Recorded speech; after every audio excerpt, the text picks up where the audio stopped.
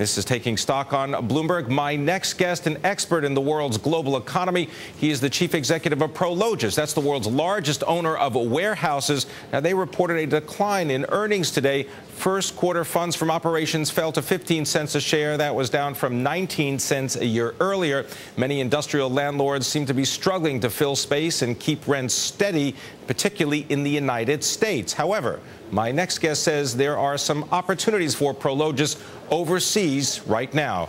My guest with the CEO sit-down, we have Chief Executive Walter Rakowich. Walter, welcome to Bloomberg. Welcome. Thank you very much, Pimm. Great to be on.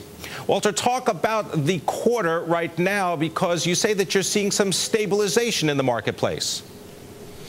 We are. We were actually happy with our quarter, Pimm, and you know, for the first time in a long time, probably almost 3 years now, since quarter 3 of 2007, we actually saw positive net absorption of space in the 30 key markets in the United States. And that's a good thing. I mean, you know, we've been seeing occupancies go down and down and down for 3 years now. And so we saw stabilization in the first quarter, and we actually saw the occupancies tick up by about 11 million square feet in the in that second quarter. So look, it's a start, but you know, any time, if you look historically, occupancies begin to move back up, that's a good sign.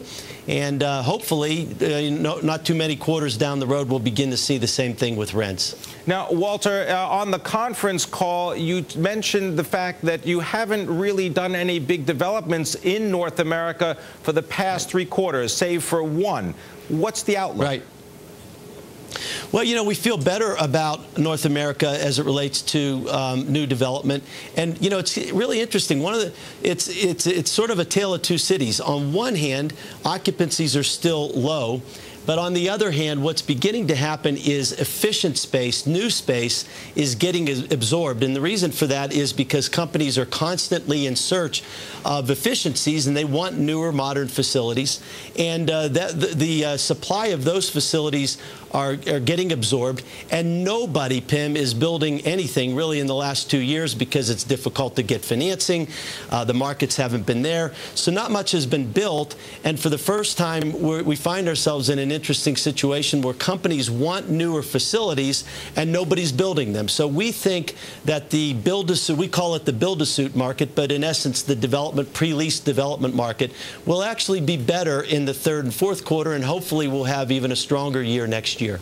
Walter, give us an update on asset sales at ProLogis's. You've targeted a certain number for asset sales, nearly $2 billion for the year, but you say that this is really to fund other development. Yeah, our asset sale target is actually $1.3 to $1.5 billion this year. And we're well underway in terms of meeting that goal. We sold about $250 million of assets in the first 2 quarters. But really what we're doing, Pimm, is the development business is coming along very, very rapidly in Europe and Asia, much faster than it is in the United States. We would like to move some of our asset base and diversify it geographically. So what we're in essence doing is selling some of the assets in the U.S. and in North America, and keeping some of the developments that we do abroad to really achieve a geographic diversification.